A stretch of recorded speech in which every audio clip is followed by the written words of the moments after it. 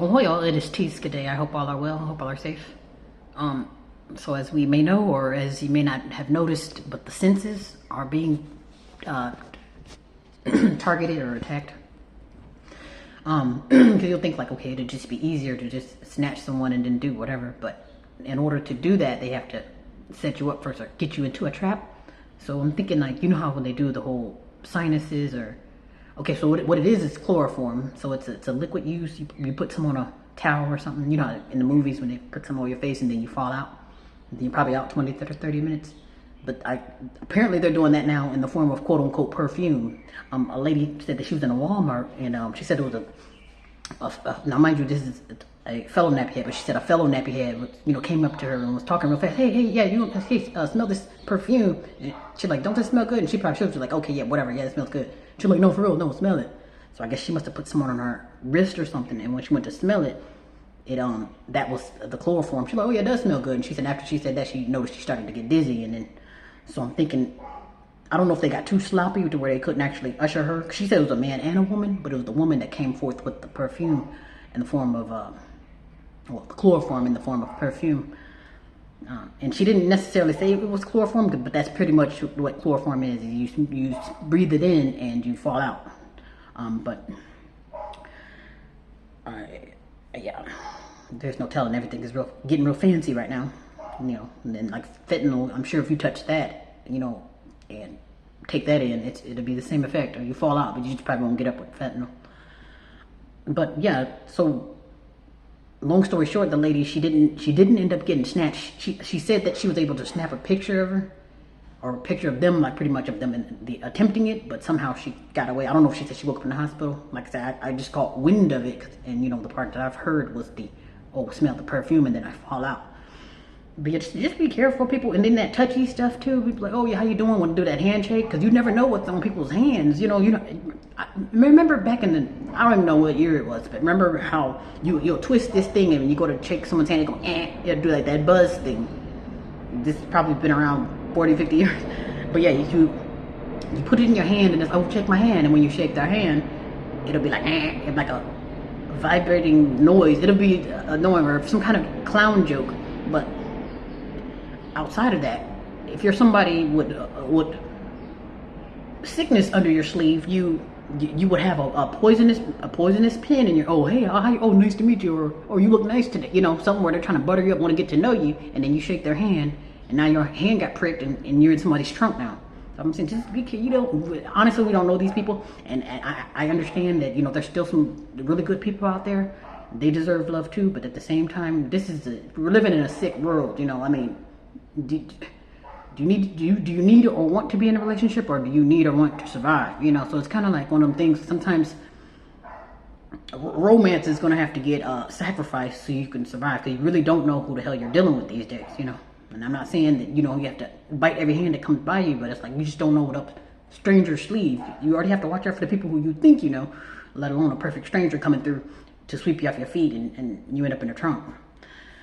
But yeah, that's where discernment and your spidey senses come into where it's like, okay, you should be able to read people's vibes, yeah, because you may look like Santa, but you know what I mean, but you're just as evil as Santa, so it's like you have to open your eyes and believe what you're seeing, and you can't do that benefit of the doubt, because that's called ignoring your red flags, and when you ignore red flags, which is a warning, and then it's like, what use is, what good is the whistle for if you're not listening, be sure to listen to all the signs. And the only way to do that is sit back and to analyze, like sit back and understand what the hell this is and who the hell this is talking to you. Don't be so quick to jump on their beauty and their charm. Yeah, that's how they get you. They get you because they say that Satan. Now these Satan, as you know him or her, you would think like, okay, that's just some guy with the horns or some red guy. Like, honestly, nobody ever seen him, because like I said, he's not gonna look like that. And that's another thing too, you keep saying he, but it's rumored that he is a transgender, and he goes both ways, so he is not exactly as masculine as you would think. So it's like, yeah, so don't think that you just gotta watch out for the horns. You watch out for scissors, and be careful on both sides. think like, oh, okay, well, if you come before me as evil, then that's what it. No, I say these demons or these dark forces that are working against you, they're not going to automatically come out like, you know, oh, give me your wallet. No, the easiest way. Sometimes you'll think like, okay, to explain this and like try to. Okay, so if let's say like you're trying to rob the bank and you're trying to get fast money. If you're trying to get fast money, then you use force. You don't politely ask for the money. You know what I mean? But if you're trying to slowly get to something, you do it politely, if that makes sense. Because we'll flip it around. Like, okay, I'm trying to rob a bank and maybe do it in less than 3 minutes. I'm not going to get very far asking politely, like, could you please put the money in the bag, ma'am? Or is it, we put the effing money in the bag, you know? And then you have to get gun swinging. Then things will get to moving. But like I say, if you don't want to do it so dramatically, you have to do it slow and butter it up. So that means make it pretty. I'm gonna make me zooming in on you to steal your money. It's gonna be pretty. Like you won't see this one coming. And I'm gonna butter you up and get close enough to where you give me the keys, you know. And then once you see what I'm saying. So once people get comfortable, then they can strike. If that makes any sense. Okay, I had to wait for the sound effects to cease, but yeah, that's why I just say be careful. Cause like I said, it appears to be this and that, and like I say, and you would think like now in the past you have to watch out for that, and you still do, but right now it's a lot more. And like I said, you'll think so. It's not just this. I gotta watch out. If you got so much stuff to watch out for, like it's kind of like you're letting your guard down. And this is again, I'm not saying that you have to bite every hand that comes to help you, or that it appears that they're gonna sweep you off your feet, but you have to. When they come through, what are they doing for you? Are they just trying to take from you, or sniffing around, or are they lifting you? You know what I mean? Are they actually helping you? They come. Are you benefiting from them being around, or are they just there to get on your nerves? You know, or to take from you, or to sleep with you? You know, are they just there to pretty much just eat off you, or take from your bag? You know. So I'm saying like, okay, if they don't, it's a different story. If they're actually taking you to another level, or they're benefiting you in a way, where it's like, okay, you can actually learn from this person, or you can gain from it, or this person can actually take you places, one way or the other, so I don't, and like I say, that you still have to be careful, because it's like you stay in your own zone, like I say, don't be quick to give anything, don't be too quick to be too, don't make it too easy. I don't know, in so many words. Yeah, but yeah, just be careful. Like I say, be careful of who's touching you, who you're touching, or who you're interested in touching. Just be careful, because you don't know what this stuff has been through. You don't know what these people have been through. You don't know who you land up with, and you don't know who is sniffing around. Cause like I say, I would say to the person who's actually being watched and don't know it, I'd say you would have at least 5 people watching you, and you don't know it. Like I said, you probably do notice. You probably notice people staring, or you probably notice you're being followed. But I would say at least 5 people are watching you from afar. They know your next move. They know what you're about to do in the next 5 minutes. Before hell, you probably have to think about it. They'll know you either gonna be doing this or that. So you got at least 5 people, and this is for the people who are being watched and don't quite know it, or maybe you do know it. There's at least 5 people watching you. That's just because you just don't know it. And they don't have to be watching from a car too. You probably on camera too. Yeah, that's another thing. They got these fancy cameras out. Don't worry. Oh, you won't know this is a camera, but it will be recording your every damn move. So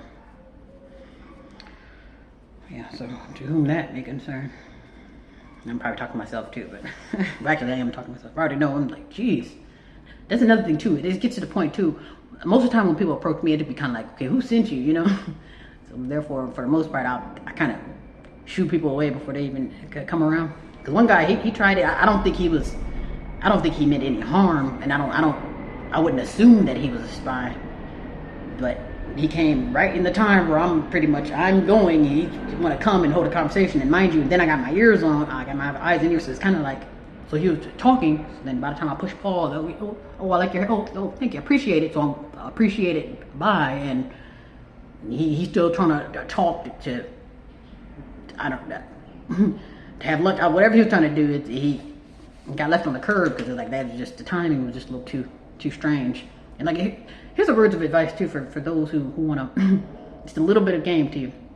you ask for a man or woman who you're trying to speak to. You ask 3 questions: how you doing? What's your name? Are you single or are you married? You know, you can't automatically, your first words are, "Oh, can I take you out to lunch?" Or first of all, who are you? And then second of all, did you even ask if I'm married? You know, so it's kind of like they just you jump in too soon, or you know, try to shoot your shot, and it's like you just did an air ball because you're from the half point line instead of getting closer and making sense. You know.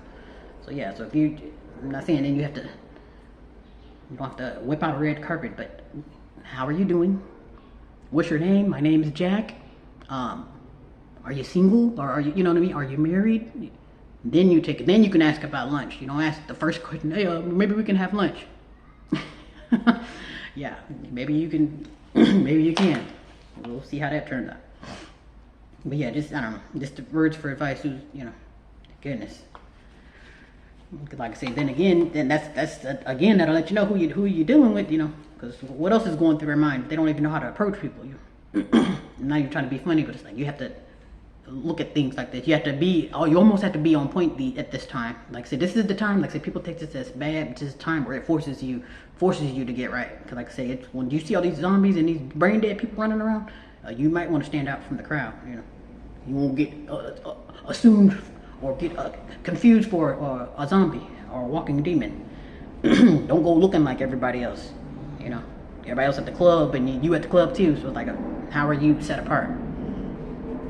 Everybody slumped on more drugs, and so are you. So it's like you can't blend in with everybody, especially if you're trying to fit in. It's one thing to just do it just because that's what's in you, but you're doing it to fit in or because you're at the parties, you got to drink. You know. Okay, y'all, take care. Be well. Be careful.